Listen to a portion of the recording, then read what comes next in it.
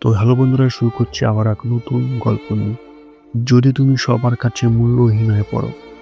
গল্পের শুরুতে অরিন্দম ছিল গ্রামের এক গরিব পরিবারের হওয়া চুপচাপ স্বভাবের ছেলে। বয়স 35 হয়ে গেছে, কিন্তু জীবনের কোনো দিকে তার সাফল্য নেই। ছোটবেলায় তাকে সবাই অবহেলা করতো। মা বলতো, তুই জীবনে কিচ্ছু করতে পারবি না।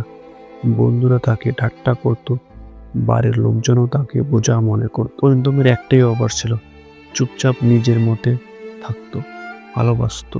সে কখনো তেমন ঝামেলায় যেত না, কিন্তু নিজের ভিতরে এক ধরনের হতাশা সবসময় কাজ করত।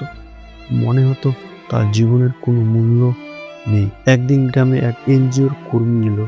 তারা বলল, গ্রামের পরিবেশ উন্নতির জন্য একটি গাছ লাগানোর কর্মসূচি শুরু করা হবে। যারা অংশ নেবে তাদের কাজের জন্য সামান্য টাকা দেওয়া হবে।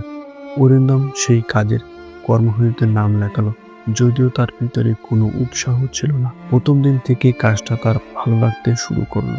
গাছ লাগানোর সময় সে যেন নিজেকে নতুনভাবে খুঁজে পেল। প্রতিদিন সকালে উঠে মাঠে যেত, গাছের চারাগুলো লাগাতো আর তাদের যত্ন নিত। শুরুতে কেউ তার এই কাজে গুরুত্ব দিত না। গ্রামের লোকজন বলতো, এইসব করে কি লাভ হবে। তার বন্ধুরা বলতো, অরিন্দম তো গাছের মালি হয়ে গেছে। কিন্তু এসব কথা অরিন্দম আর গায়ে মাখত না। সে নিজের কাজে মন দিয়ে থাকত। কয়েক মাস পর দেখা গেল তার লাগানো গাছগুলো বড় হতে শুরু করেছে। গ্রামের পরিবেশ পরিবর্তন আসছে, মানুষজন শীতল ছায়া পেতে শুরু করলো। একদিন সেই এনজিওর কর্মী এলো আর অরিন্দমের কাজ দেখে মুগ্ধ হয়ে তাকে পুরো প্রকল্পের দায়িত্ব দিয়ে দিল। এরপর অরিন্দম আর থেমে থাকলো না।